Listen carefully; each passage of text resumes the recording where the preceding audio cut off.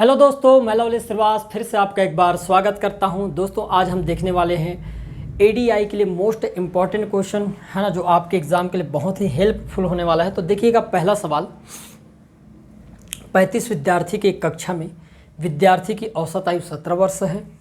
उस कक्षा के कक्षा शिक्षक तथा विद्यार्थियों की औसत आयु 18 है। तो शिक्षक की आयु आपको क्या करना है, ज्ञात करना है। दोस्तों ध्यान समझना, इस सवाल को हम कैसे बनाएंगे। मैंने ये कहा कि भाई पहले आपके पास विद्यार्थी, ये हमने लिख दिया विद्यार्थी, और ये उनके शिक्षक। क्लियर है। अब विद्यार्थी कितने थे प्रारंभ में, भाई 35, और एक आए शिक्षक। क्लियर है यहाँ तक। अब हमको ये पता है कि भाई पहले जो 35 विद्यार्थी थे ना, इनका औसत आयु कितना था, 17 साल। तो मैंने लिख दिया भाई 17 हो गया। शिक्षक की आयु हमको ज्ञात करना है, और शिक्षक के आने से जो ओवरऑल आयु कितना हो गया, तो 1 साल बढ़ गया। मतलब कितना हो गया दोस्तों, तो हम कहेंगे भाई 18 हो गया। क्लियर है। अब आपको एक चीज़ पता होगा कि एलिगेशन में जो अनुपात ऊपर में बनता है, वही अनुपात आपके कहाँ पर बननी चाहिए, नीचे में बननी चाहिए। बताओ 17 और 18 में अंतर कितने का, तो आप कहोगे जी 1 का। ध्यान से देखिएगा, 1 का मान यदि 1 है तो यहाँ पर मैं 35 का मान कितना लिख सकता हूँ, आप कहोगे 35 लिख सकते हो। क्लियर है दोस्तों। एक चीज़ और पता होगा, एलिगेशन तभी लगता है जब बीच वाले डाटा से एक छोटा होता है और एक बड़ा होता है।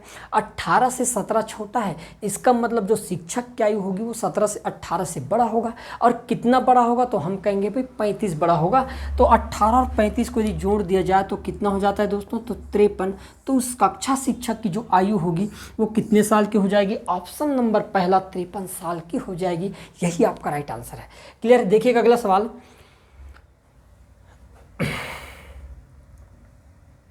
देखिएगा, एक 70 लीटर के दूध एवं पानी के विलयन में पानी की मात्रा 10% है। इसमें कितना लीटर पानी और मिला दिया जाए कि नए मिश्रण में पानी का प्रतिशत 25% हो जाए, बोला गया है। क्लियर है। अब ध्यान समझना मेरी बात को। मैं ये चाहता हूँ कि भाई प्रारंभ में 70 लीटर था मिश्रण, है ना, दूध और पानी था, और पानी की मात्रा कितना दे रखा था वहाँ पर 70%। इसमें कितना लीटर पानी, और पानी का ही प्रतिशत दिया गया है और पानी ही आप मिला रहे हो। तो हमेशा मेरी बात एक चीज़ याद रखना, जो चीज़ दिया गया है और जो चीज़ आप मिला रहे हो, तो जो चीज़ मिलाएंगे उसके परसेंट को हम नहीं लेते। यहाँ पर क्या मिलाया जा रहा है भाई, यहाँ पर मिलाया जा रहा है पानी, तो हम पानी के परसेंट को छोड़ देते हैं। और आपको याद होगा कि भाई परसेंट का जस्ट अपोजिट क्या होता है, उनकी मात्रा होता है। मैंने कहा प्रतिशत के उल्टा क्या बनेगा, हमेशा उनकी मात्रा बनता है। तो भाई प्रारंभ में पानी यदि 10% था, इसका मतलब मिल का कितना रहा होगा, 90% रहा होगा। सिंपल सी बात है, 90% था। अब कितना हो गया पानी, तो भाई अब पानी बढ़कर हो गया 25%। इसका मतलब अब मिल्क कितना होगा, तो आप कहोगे 75% होगा। होगा कि नहीं होगा। मैं अब भी बताया हूँ कि भाई क्या होता है कि प्रतिशत के जस्ट अपोजिट क्या बनने लगते हैं, उनकी मात्रा बनने लगती है। बताओ 15 से काटने पर 15 5 75 कितने बार में कट जाएगा, 7 5 बार में, है ना। 15 5 75, और 15 से काटेंगे तो 15 छक्के 90। देखिए दोस्तों, 5 का मान यहाँ पर दिया कितना है, तो 70 लीटर दे रखा है। 5 का मान कितना दे रखा है, 70 लीटर। सवाल में ये पूछा गया कि पानी की कितनी मात्रा मिलाई जाए, तो हम कहेंगे भाई पहले 5 से 1 बढ़ा है, मतलब 1 भाग मिलाया गया है। क्लियर है। 5 से काटेंगे, 5 1 कम 5, और 14 5 70, तो 1 का मान कितने लीटर के बराबर हो जाएगा, 14 लीटर। तो बाद में कितनी मात्रा में पानी मिलाया गया है, तो हम कहेंगे भाई 14 लीटर। ऑप्शन नंबर जो सी होगा दोस्तों, ये आपका क्या हो जाएगा, यहाँ पर राइट आंसर हो जाएगा। क्लियर है। देखिएगा अगला सवाल, किसी नगर की 3 लाख की जनसंख्या में 1,80,000 पुरुष है। 50% जनसंख्या साक्षर है। यदि 70% पुरुष साक्षर हो तो साक्षर महिलाओं की संख्या आपको यहाँ पर क्या करना है, ज्ञात करके बताना। बहुत ही प्यारा सवाल लग रहा है। मैंने ये कहा भाई, ध्यान समझना, हम ये बोलना चाहेंगे कि भाई 3 लाख है आपके पास टोटल जनसंख्या, जिसमें से 1,80,000 पुरुष है। मतलब मैं ये कह सकता हूँ कि इनमें से फिर 1,20,000 होंगे, ये आपके पास क्या होंगे, महिला होंगे। बता सकते हो आप भाई 1,80,000 पुरुष है तो बाकी 1,20,000 क्या होंगे, महिला होंगे।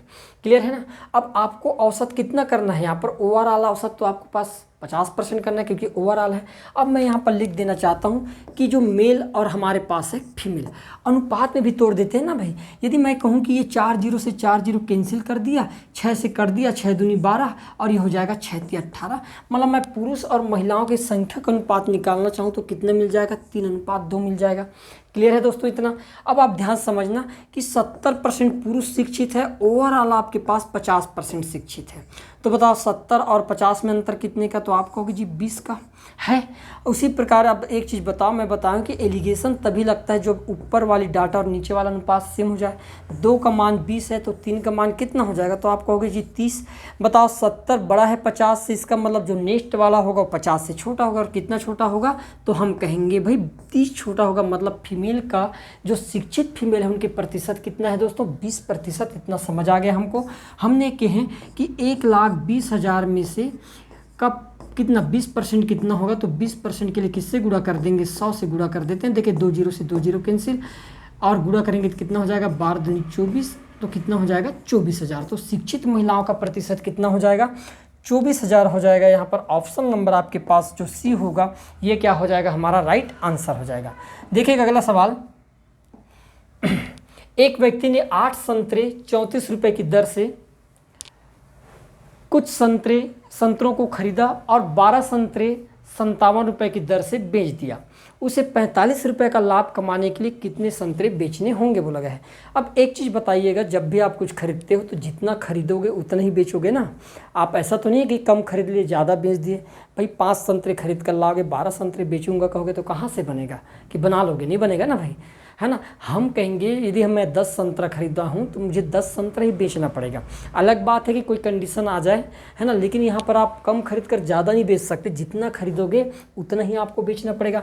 8 संतरे 34 रुपये की दर से खरीदा और वहाँ पर 12 संतरे 57 रुपये की दर से बेच दिया। मैं चाहता हूँ कि भाई संतरों की संख्या को तो बराबर कर लूँ, है ना भाई, मैं एक ही बार खरीदना चाहता हूँ। तो मैंने कहा यदि भाई 8 संतरे 34 रुपये में, तो बताओ यदि मैं यहाँ पर बोलूँ कि 8 या 24, ध्यान समझना मेरी बात, मैं ये बोलना चाहता हूँ क्या मैं संतरों की संख्या को बराबर नहीं कर सकता। यदि मैं यहाँ पर 3 का गुणा कर दूंगा, यहाँ पर 2 का गुणा कर दूंगा, तो बताओ 12 दूनी कितना हो गया, 24 संतरा, और यहाँ पर हो जाएगा 8 या 24 संतरा, मतलब मैं कर सकता हूँ भाई। तो मैंने कहा कि भाई मैंने 24 संतरे को, 24 ऑरेंज को कितने रुपए में खरीद लिया, तो भाई 34 तिया कितना होता है तो 34 तिया यदि आप निकालोगे तो 34 तिया होता है 102, मतलब 34 तिया 102, मतलब मैं 24 संतरों को खरीदा कितने में, मैंने कहा 102 रुपये में। क्लियर है। उसी प्रकार 12 संतरों को यदि मैं 57 रुपये में खरीदूंगा तो भाई मैं 24 संतरे को कितने रुपए में बेचूंगा भाई, 12 संतरे को 57, तो 57 दूनी कितना होता है 114, मतलब मैंने 114 रुपये में क्या कर दिया, इसको बेच दिया। अब एक चीज़ बताओ मुझे कितने का प्रॉफिट हुआ, खरीदा मैंने 102 में, बेच रहा हूँ 114 में, तो फ़ायदा कितने का होगा, तो मैं कहूँगा भाई मुझे यहाँ पर 12 रुपये का फ़ायदा हुआ। और 12 रुपये का फ़ायदा कितने संतरे खरीद कर बेच कर हुआ है, तो मैंने कहा 24 ऑरेंज। बताइएगा यदि मैं ये कहूँ कि भाई मुझे 24 संतरे बेचने पर 12 रुपये का लाभ होता है, तो और मुझे लाभ कितने का चाहिए, 45 रुपये का लाभ चाहिए, तो मैं ये नहीं कह सकता कि भाई मुझे तो लाभ 45 का चाहिए, 45 रुपये का। ध्यान से देखना, 24 का आधा 12 होता है, तो 90 का आधा कितना हो जाएगा, तो 90 का आधा होता है 45। तो उसने टोटल कितने ऑरेंज खरीदे थे, तो मैंने कहा भाई 90 ऑरेंज खरीदे थे। यही उसका क्या होगा दोस्तों, राइट आंसर हो जाएगा। ऑप्शन नंबर ए जो होगा ये क्या होगा, यहाँ पर करेक्ट आंसर हो जाएगा। क्लियर है। आगे बढ़ते हैं, देखिएगा अगला सवाल।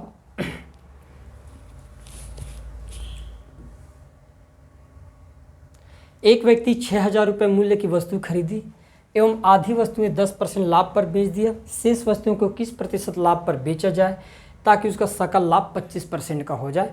अब भाई इसने 600 रुपये मूल्य की वस्तु खरीदे एवं आधी वस्तु को, मतलब 2 हाफ सेक्शन में बांट दिया गया है। मैंने कहा एक बार आधी और एक बार शेष आधी, 2 पार्ट में बांटेगा ना भाई आधी आधी वस्तु को। क्लियर है।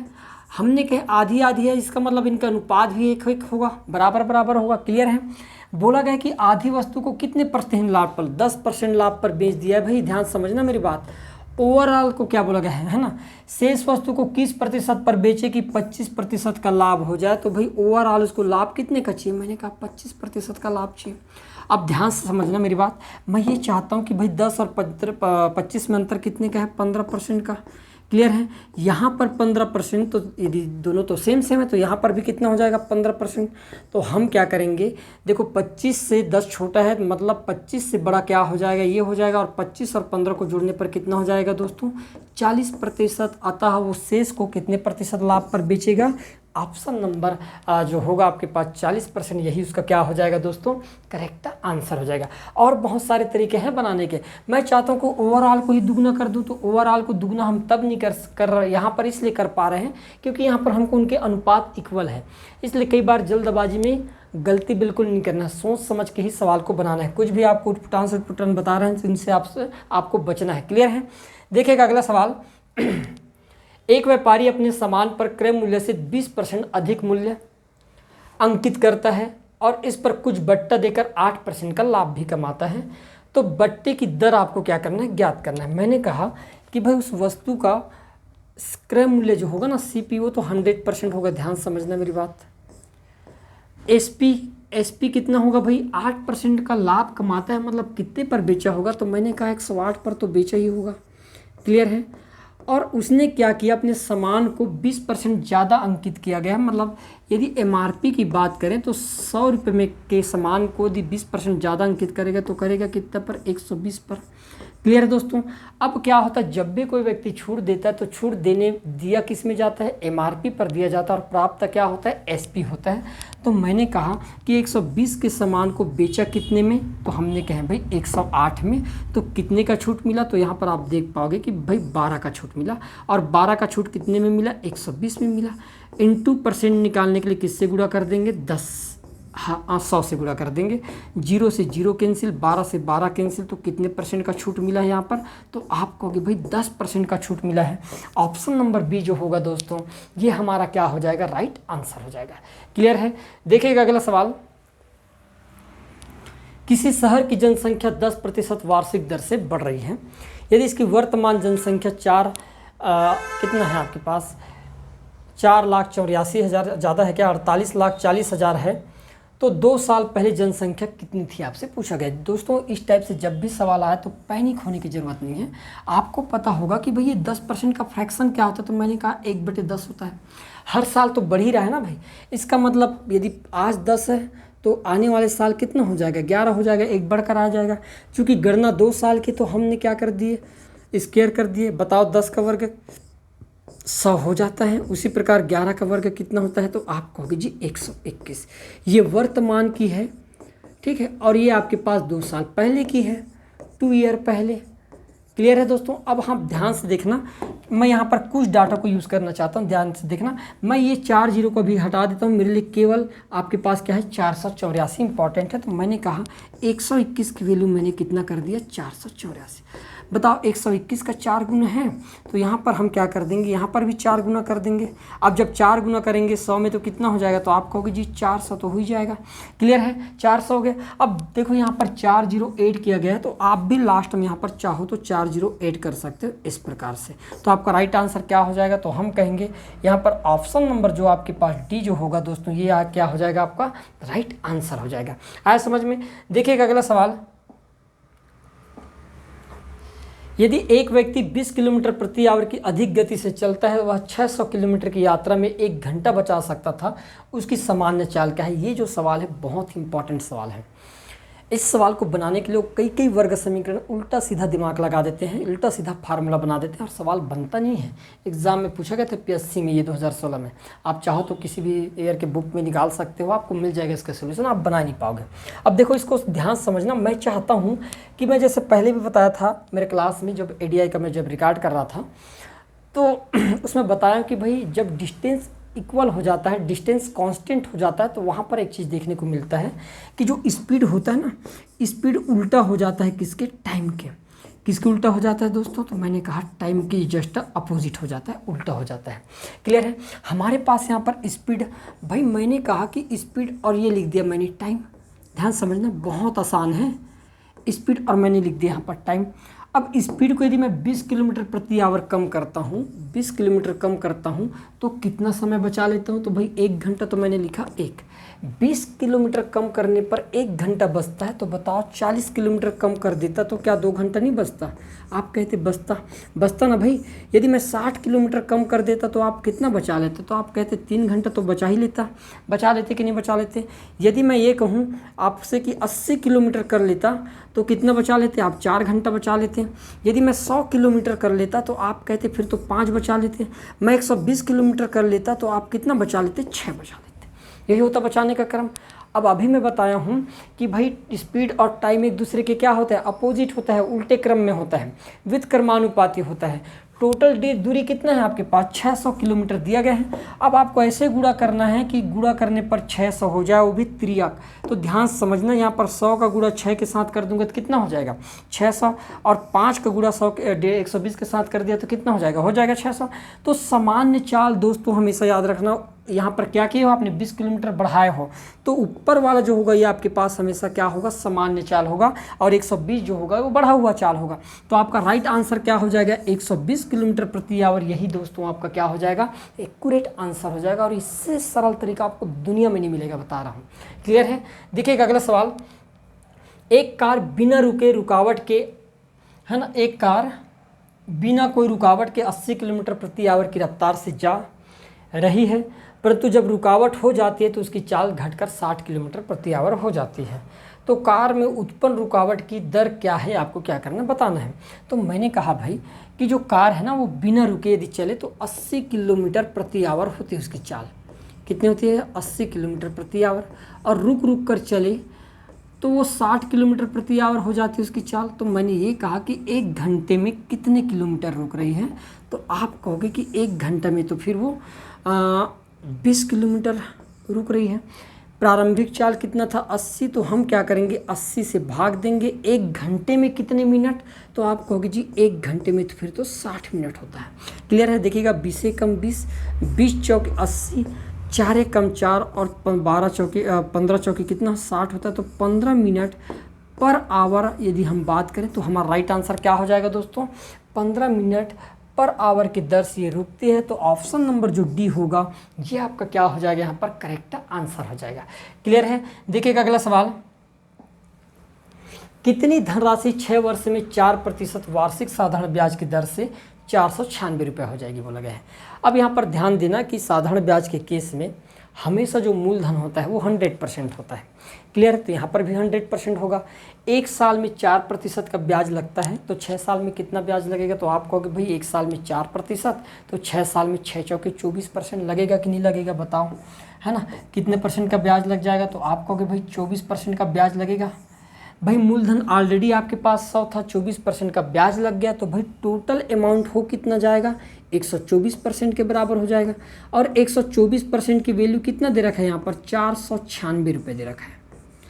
आपको क्या निकालना है कि भाई आपको साधारण ब्याज की दर से धन राशि ज्ञात करना है। तो धन राशि तो आपके पास भाई 100% होगा। क्या मानते हो आप इस चीज़ को? क्लियर है दोस्तों? अब देखना यहाँ पर मैंने कहा 124 का तो ये 4 गुना है, बच्चा बता सकता है। तो यहाँ पर भी 4 गुना कर देंगे। बताओ 100 का 4 गुना कितना हो जाएगा? तो मैंने कहा 400 रुपये। तो मूलधन की जो राशि होगी वो कितनी होगी? 400 रुपये होगी। ऑप्शन नंबर जो सी होगा दोस्तों ये हमारा क्या होगा? यहाँ पर राइट आंसर होगा। क्लियर है? देखिएगा अगला सवाल। P तथा Q दो व्यक्ति बिंदु A से B की ओर चलना शुरू करते हैं। P तथा Q की गति 8 किलोमीटर और 5 किलोमीटर प्रति घंटा है। P बिंदु B पर पहुंचता है तथा तुरंत मुड़ता है तथा A की ओर चलता है। वे बिंदु C पर मिलते हैं।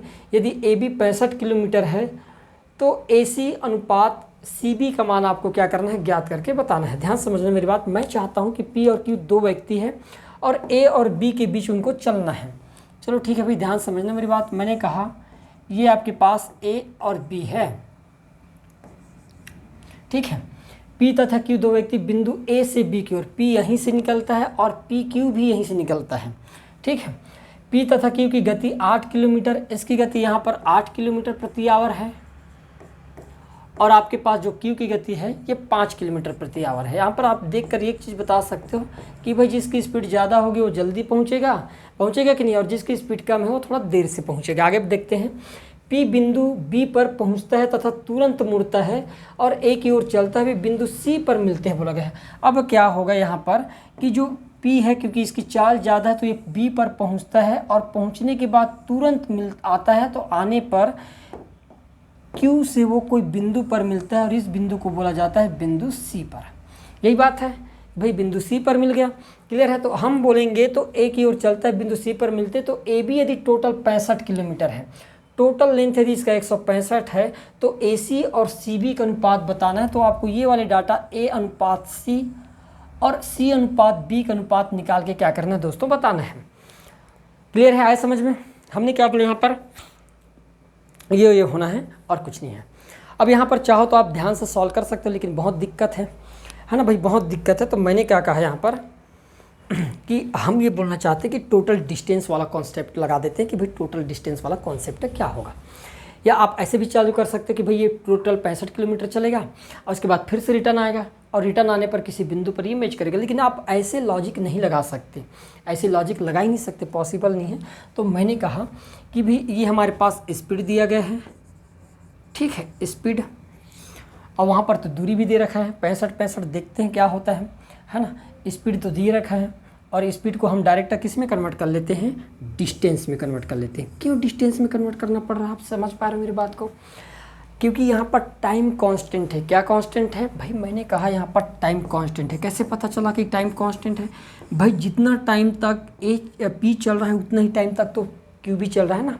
ऐसा तो नहीं कि P ज़्यादा चल लिया, P ज़्यादा समय तक चला, नहीं, दोनों सेम समय तक चल रहा है। जितना समय तक P चल रहा है उतना ही समय तक Q, बशर्त अंतर इतना है कि भाई P की स्पीड ज़्यादा इसलिए वो पहले B पर पहुंचा और वापस रिटर्न C पर मिला। Q की स्पीड कम है इसलिए वो थोड़ा देर से पहुंचेगा भाई, लेकिन पहुंचेगा। तो जब स्पीड और टाइम कांस्टेंट हो जाता है तो स्पीड को ही हम क्या बना लेते हैं, डिस्टेंस बना लेते हैं। देखना P की स्पीड 8 है और Q की स्पीड कितना है, मैंने कहा 5, तो यही उसके लिए डिस्टेंस हो जाएगा 8 और क्या लिख देंगे हम 5।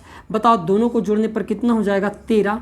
अब एक चीज़ बताओ भाई, दोनों यदि एक साथ तय कर रहे हैं ना भाई, तो 65 किलोमीटर तो टोटल दूरी है। तो 65 किलोमीटर A से B तक P के लिए और 65 किलोमीटर है ना A से B तक Q के लिए भी, मतलब 65 और 65 कितने के बराबर हो गए, तो आप कहोगे 130 किलोमीटर के बराबर हो जाएगा। क्लियर है? जब 13 का मान 130 है तो 1 का मान किसके बराबर हो जाएगा? मैंने कहा 10 किलोमीटर के बराबर तो होगा ही, होगा कि नहीं होगा भाई? होगा, सिंपल सी बात है। इसका मतलब इसने टोटल कितनी दूरी तय की, तो हम कहेंगे जब 50 किलोमीटर है ना, 50 किलोमीटर की दूरी तय किया होगा। कितना तय किया होगा? 50 किलोमीटर, और वो 80 किलोमीटर है ना भाई। तो Q जो है कितने किलोमीटर की दूरी तय की? 50 किलोमीटर। मतलब मैं ये लिख सकता हूँ कि यहाँ से यहाँ तक की दूरी 50 किलोमीटर है। टोटल आपके पास कितना है? 65, 50 हो गए, तो ये वाली दूरी कितने के बराबर होगी? तो मैंने कहा 15 किलोमीटर के बराबर होगी। अब यदि हम 5 से काटेंगे तो 5 दम 50 और 5 से काटेंगे तो कितने बार में कट जाएगा दोस्तों? 3 बार में। तो आपके पास A से C और C से B का अनुपात कितना होना चाहिए? 10:3 होना चाहिए, और यही आपका क्या हो जाएगा? करेक्ट आंसर हो जाएगा। क्लियर है? देखिएगा अगला सवाल। दिए गए चित्र में ट्रायंगल ABC एक समकोण त्रिभुज है और AC बराबर 100 सेंटीमीटर, साथ ही AD equal D equal EF, तो FC तो BD का स्क्वायर प्लस B का स्क्वायर प्लस BF का स्क्वायर सेंटीमीटर में आपको क्या करना है? निकाल के बताना। बहुत ही प्यारा सवाल है, ध्यान समझना मेरी बात। मुझे इतना पता है कि यहाँ पर एक चीज़ तो क्लियर कर दिया गया है। क्या है भाई यहाँ पर कि AC का मान कितना दिया है? टोटल A से C तक दे रखा है आपके पास कितना? 100 सेंटीमीटर। इसमें 4 पड़ाव है, ये वाला 1, ये 2 और ये 3, इनके सभी डिस्टेंस क्लियर है। मतलब ये 25 होगा, ये भी 25 होगा, आप कहोगे ये भी 25 होगा और ये भी 25 होगा। मतलब मैं यदि हाफ की बात करूं A से इप तक, तो ये कितने के बराबर होगा? आप कहोगे 50 के बराबर। क्लियर है? रेट के नियम के अनुसार यदि ये समकोण त्रिभुज है आपके पास, समकोण पर है, तो ये दोनों भुज आपस में क्या होते हैं? बराबर होते हैं। ये 50 है तो ये भी कितने के बराबर होगा? आप कहोगे ये 50 के बराबर होगा। होगा कि नहीं होगा? बताओ। 50 के बराबर आपको निकालना क्या क्या है? ध्यान समझना मेरी बात। मुझे निकालना है यहाँ पर, ये निकालना है तीनों डाटा। क्या क्या निकालना है? एक तो मुझे BD का स्क्वायर निकालना है, प्लस मुझे B का स्क्वायर निकालना है, प्लस मुझे यहाँ पर BF का स्क्वायर भी क्या करना है? निकाल के बताना है।